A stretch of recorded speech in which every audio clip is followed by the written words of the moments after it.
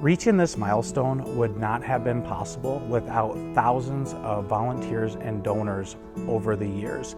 The number of people in Southeast South Dakota that have been willing to selflessly give back to people that they've never met before is just something really special, and I think it's very unique to the community that we live in. When you step back and look at it from when we started and realize that more than 1,000 people in the Sioux Empire got to spend their first Christmas in their own home together, it's just a very special feeling to know that you're part of that.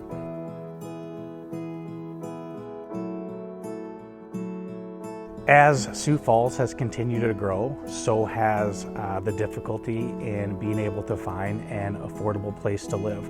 When we started, most families, if you had one person that had a full-time job and they made good, sound financial decisions, they would have been able to have a good shot at purchasing a home. But with the increase in cost, the increase in interest rates, that old idea of the American dream is becoming unattainable for a lot of folks.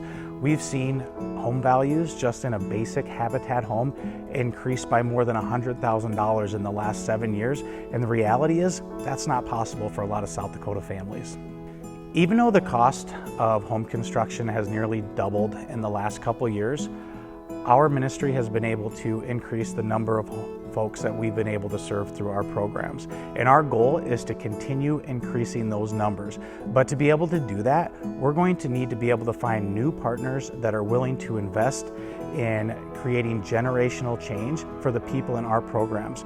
We're going to need to kind of change our approach to things. That's going to include innovative building strategies, larger land developments, and it's going to include you stepping up to help us make this possible. The easiest way to make a difference in our community is to make a donation right now. Those dollars are going to change lives in 2026. But on the flip side, we realize that we don't have all the answers. So if you have an idea of how we can better serve our community or how we can partner together, I encourage you, reach out, let's sit down and figure out a way that we can work together to make this possible. I feel like it's really easy for all of us to sit around and kind of complain about what's wrong with the world and what we don't like. And it's a little more difficult to take that first step forward to say like, hey, I'm going to do something about it. And that's kind of what we're asking you to do. There's a lot of power in showing love to someone that you've never met before and going to your neighbor and say, hey, we don't have a personal connection, but I care about you and I want you to succeed. And a community coming together to show that we care about each other like that, I think it just speaks volumes of the kind of people we are.